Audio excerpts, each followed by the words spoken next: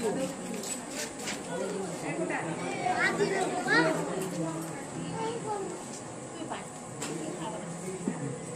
রে, 30 বছর তো পার হয়ে গেল, এবার একটা মেয়েটিয়ে তো করতে হবে। এত পড়াশোনা করে কি হবে? হ্যাঁ, সেই তো শ্বশুর বাড়িতে গিয়ে রান্নাঘর সামলাতে হবে, বাচ্চা মানুষ করতে হবে। শোনো, বাবা বলে দিয়েছে এই রোজ রোজ অফিস থেকে এত রাত্রি করে বাড়ি ফেরাটা এবার বন্ধ করতে হবে। শোনো, মেয়েরা যদি এত ছোট ছোট ড্রেস পরে তাহলে ছেলেরা তো অসভ্যতামি করবেই। আমি সেই মেয়ে, বাসে, ট্রেনে, ট্রামে, রাস্তায় যাকে আপনি রোজ দেখেন, যার শাড়ি, কপালের টিপ, কানের দুল আর পায়ের গোড়ালি আপনি রোজ দেখেন, আর আরো অনেক কিছু দেখতে পাবার স্বপ্ন দেখেন। স্বপ্নে যাকে ইচ্ছে মতন দেখেন, আমি সেই মেয়ে। বিহারের প্রত্যন্ত গ্রামে দিনের আলোয় যার ছায়া মারানো আপনার ধর্মে নিষিদ্ধ, আর রাতের গভীরে যাকে বস্তি থেকে তুলে আনতে পাইক বরকন্দাজ পাঠান আপনি, আর সুসজ্জিত বিছানায় যার জন্য অপেক্ষায় অধীর হয় আপনার রাজকীয় লাম্পট্য, আমি সেই মেয়ে। আমি সেই মেয়ে, আসামের চা বাগানের ঝুপড়ি তামিল বস্তি থেকে যাকে আপনি নিয়ে যেতে চান সাহেবী বাংলোয় মধ্যরাতে, ফায়ার প্লেসের ঝলসে ওঠা আলোয় মোদির চোখে দেখতে চান যার অনাবৃত শরীর, আমি সেই মেয়ে। রাজস্থানের শুকনো উঠোন থেকে পিপাসার জল আনতে যাকে আপনি পাঠিয়ে দেন 10 মাইল দূরের সরকারি ইদারায়, আর 20 মাইল হেঁটে ক্লান্ত বিধ্বস্ত যে রমণী ঘরা কাঁথে ঘরে ফিরলেই যাকে বসিয়ে দেন চুলার আগুনের সামনে আপনার রুটি বানাতে, আমি সেই মেয়ে।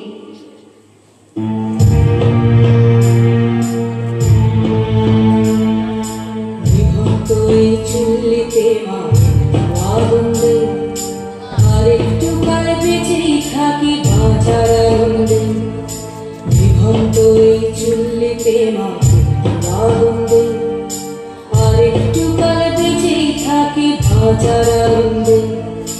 নটন নটন পায়রা গুলি খাঁচাতে বন্দি, দু এক মুঠো ভাত পেলে তা ওড়াতে বন্দি। নটন নটন পায়রা গুলি খাঁচাতে বন্দি, দু এক মুঠো ভাত পেলে তা ওড়াতে বন্দি। তোকে ভাত দি, ভিতরে যে ভাত দি, তোকে ভাত দেব, কি দিয়ে যে ভাত দেব। বিভন্ত এই চুল্লি তবে একটু আগুন দে, হাড়ের শিরায় শিখার মাদন মারার আনন্দে। বিভন্ত এই চুল্লি তবে একটু আগুন দে, হাড়ের শিরায় শিখার মাদন মারার আনন্দে। দুই পারে দুই দুই কাফেলার মারলি বন্দি, বাঁচার আশায় হাত হাতিয়ার মৃত্যুকে বন্দি। তোর কিনা চমকে কে সামলায়, ঘর চাকে চাকে খাওয়া ওই যাচ্ছ না হামলায়, যাসনে হামলায় যাসনে। যার চোখে আপনি এঁকে দিতে চান ছোট স্বপ্নের কাজল, আর ফুরিয়ে যাওয়া সিগারেটের প্যাকেটের মতো যাকে পথের দুপাশে ছুঁড়ে ফেলে আপনার ফুল সাজানো গাড়ি শুভ বিবাহ সুসম্পন্ন করতে ছুটে যায় শহরের পথে। কোণে দেখা আলোর গধূলিতে একা দাঁড়িয়ে থাকা, আমি সেই মেয়ে।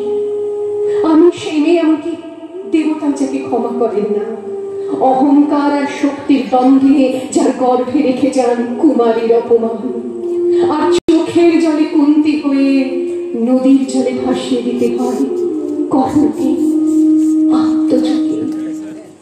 আপনি আপনি আপনি আপনারা আপনারা আমার জন্য অনেক করেছেন।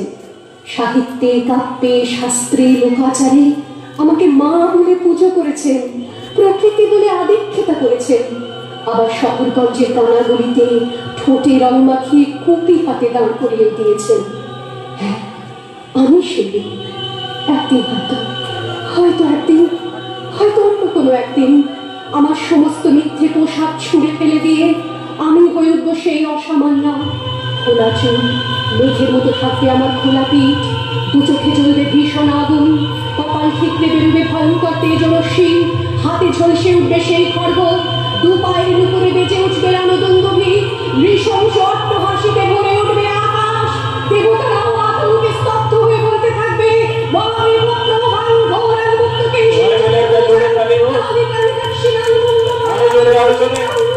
বিভৎসতা দমনের মতো আমি এগোতে থাকবো, আর আমার এগিয়ে যাওয়ার পথের দুপাশে মুন্ডহীন অসংখ্য দেহ ছটফট করতে থাকবে। সভ্যতার দেহ, প্রগতির দেহ, উন্নতির দেহ, সমাজের দেহ। হয়তো আমি সেই মেয়ে, হয়তোবা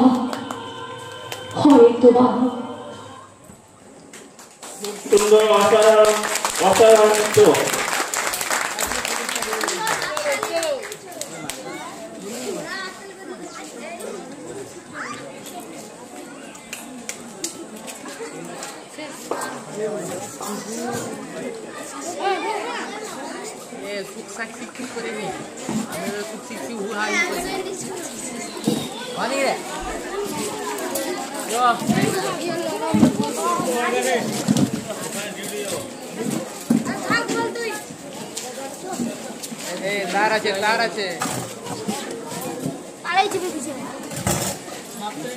এরপরে নৃত্য দুর্গা এলো জন্য রেডি করে।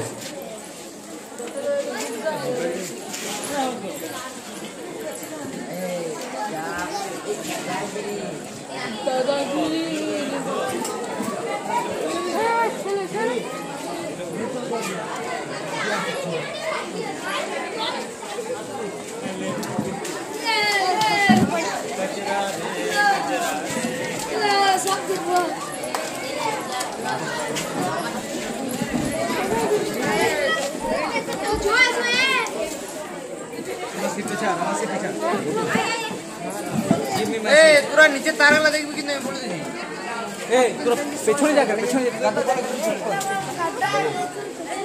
পেছনে